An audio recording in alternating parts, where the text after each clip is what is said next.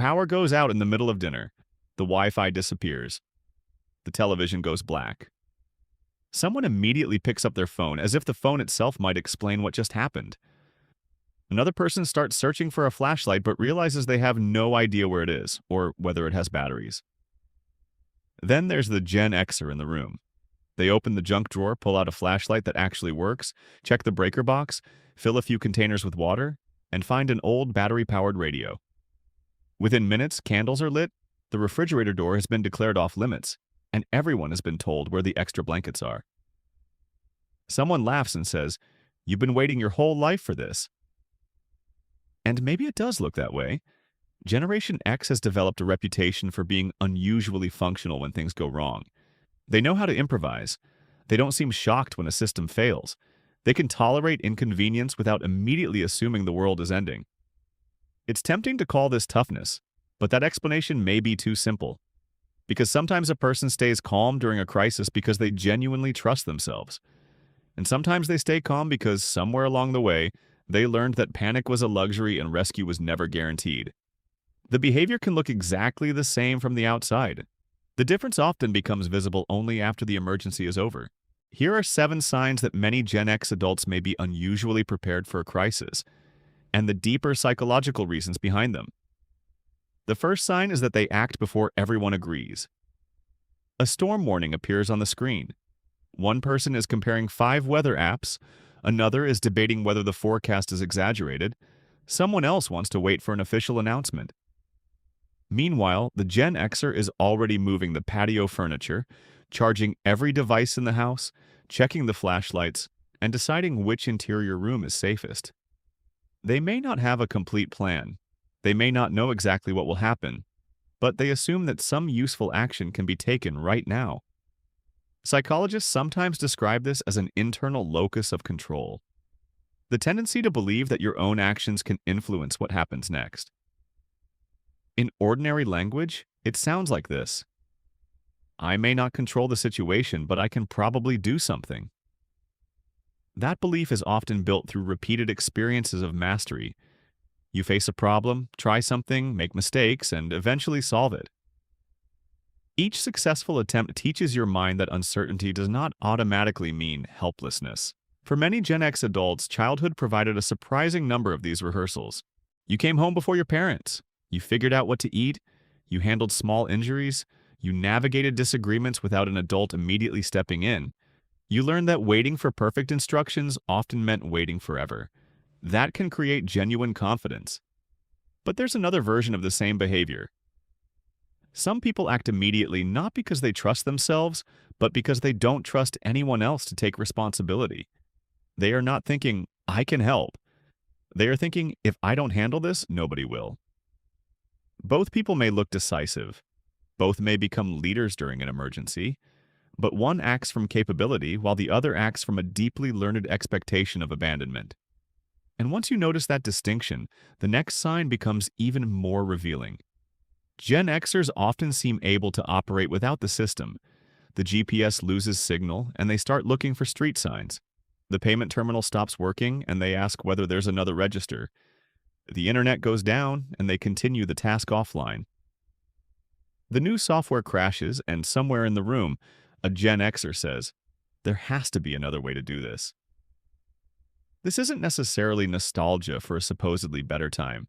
It may be the result of cognitive flexibility, the ability to shift strategies when the first method stops working. If you grew up before every task had a dedicated app, you often had to understand the basic function underneath the tool. You didn't simply follow a blue dot on a screen. You noticed landmarks, you remembered turns. You asked someone at a gas station. You accepted that getting lost for 10 minutes was inconvenient, not catastrophic. You didn't search for a tutorial every time something broke. You examined it, pressed a few buttons, opened a panel you probably weren't supposed to open, and hoped you could put it back together. Sometimes you succeeded. Sometimes you made it worse. But trial and error became familiar. And familiarity matters during a crisis, because the mind becomes more distressed when it believes there is only one acceptable path forward. If that path disappears, panic rushes in.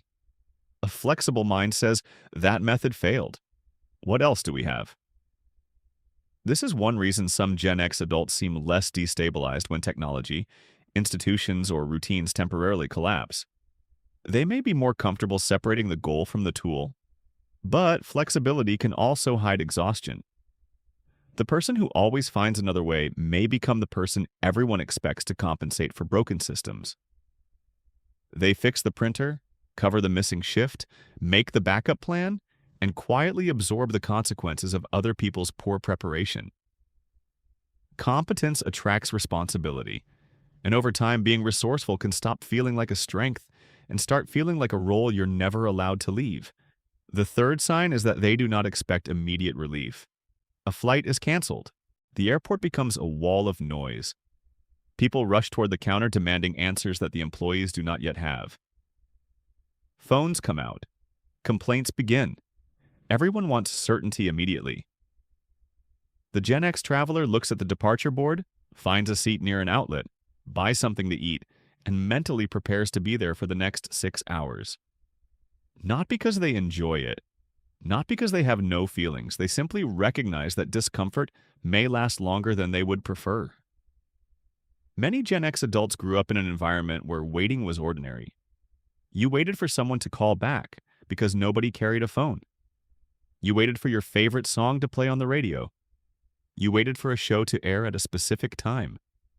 You waited in the car while an adult finished an errand.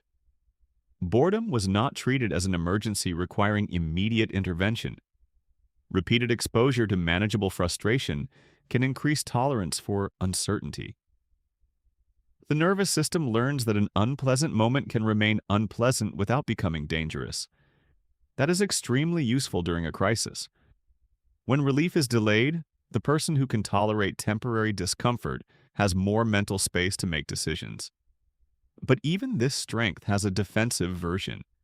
Sometimes patience is not emotional regulation. Sometimes it is the belief that your needs should always come last. You may tell yourself that you can wait, endure, or make do, because that is genuinely true. But you may also be repeating an old lesson. Asking for comfort creates problems. Needing something makes you difficult, and responsible people do not inconvenience others. The question is not simply whether you can tolerate discomfort. The question is whether you believe you are allowed to seek relief when relief is available. That leads to the fourth sign, and perhaps the first one that should make us pause. Some Gen X adults become calmer as the situation gets worse. During a medical emergency, they gather insurance information, make phone calls, drive relatives to the hospital, speak to the staff, and remember where everyone parked. During a layoff, they update the budget before they talk about how frightened they are. During a family crisis, they become the person who knows what to do next.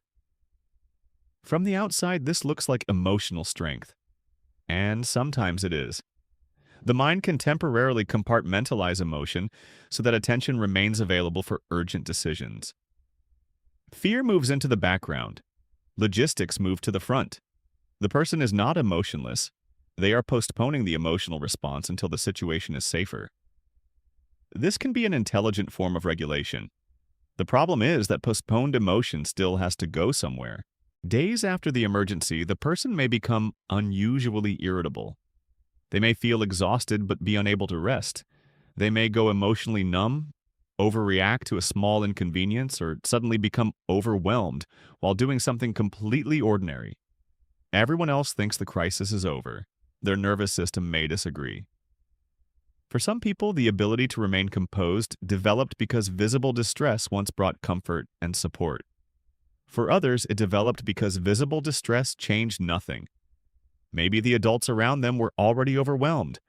Maybe emotions were dismissed with phrases like, "You're fine," or "Stop being dramatic." Maybe the safest way to stay connected was to become low maintenance. So they learned to function first and feel later. Eventually, later can become a place they never visit. The most useful question may not be, "Why are you so calm?"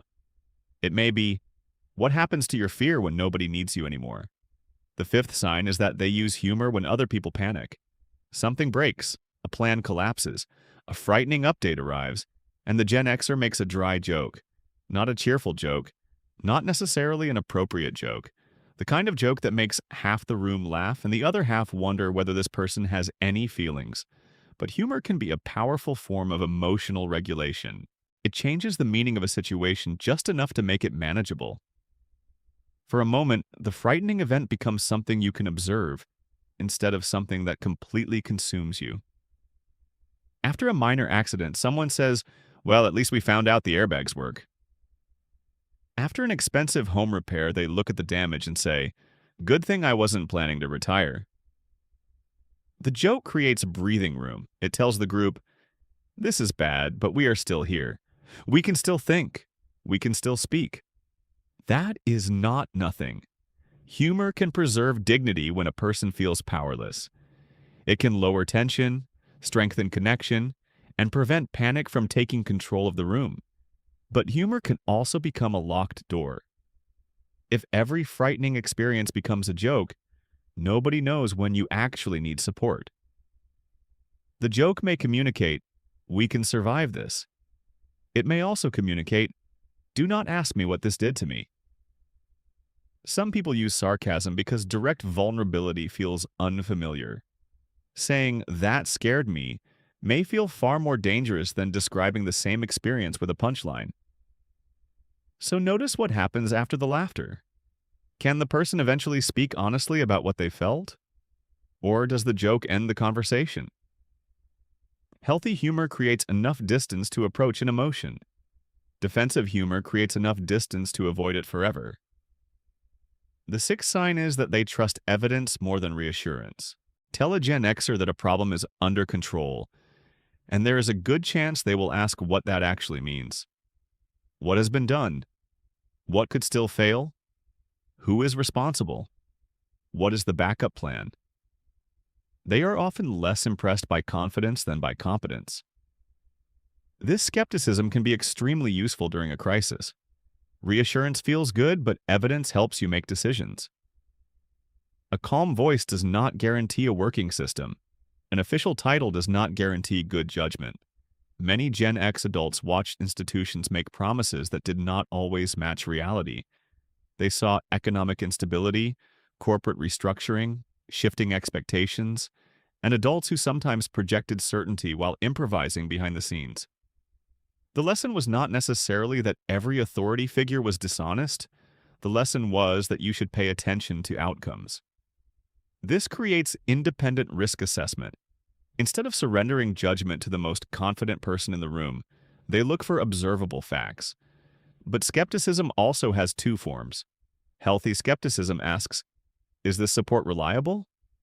Chronic distrust declares, "No support is reliable." The first protects you from manipulation. The second can isolate you from people who have genuinely earned your trust. A person may become so committed to verifying everything independently that cooperation begins to feel like surrender. They question every instruction, reject reassurance before considering the evidence, and keep control because depending on another person feels physically uncomfortable.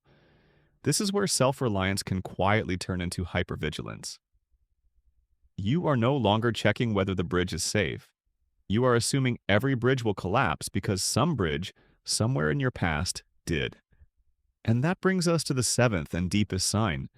They prepare as though help may never arrive. They have emergency supplies, they keep cash hidden somewhere sensible. They own tools they know how to use.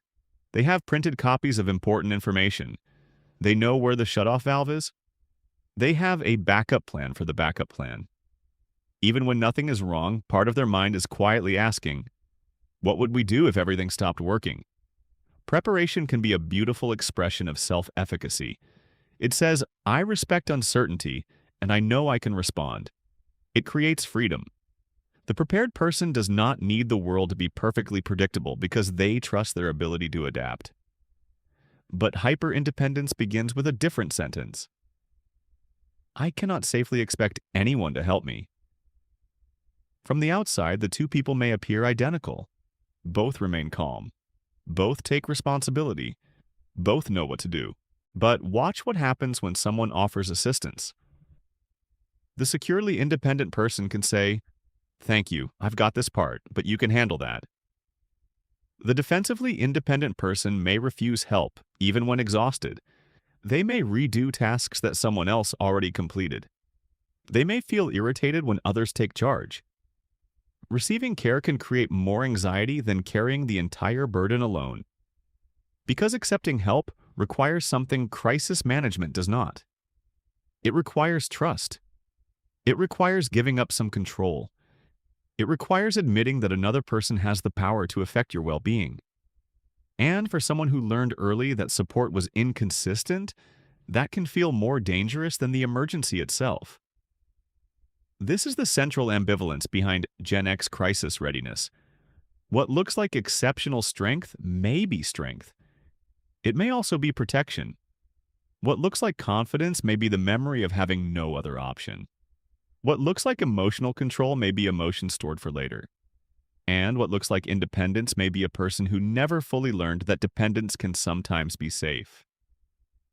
None of this means that every Gen Xer had the same childhood, carries the same defenses, or handles crisis better than every younger person. Generations are not psychological diagnoses, but environments do train us. A childhood with more unsupervised time, fewer instant solutions, limited communication, economic uncertainty, and early responsibility may provide repeated practice with specific skills. Improvisation, frustration tolerance, delayed gratification, practical problem solving, and emotional containment. Practice becomes familiarity. Familiarity becomes confidence. And sometimes it becomes identity. You stop being a person who can handle difficult situations and become the person who must always handle them. Your usefulness becomes your value. Your calmness becomes what other people expect from you.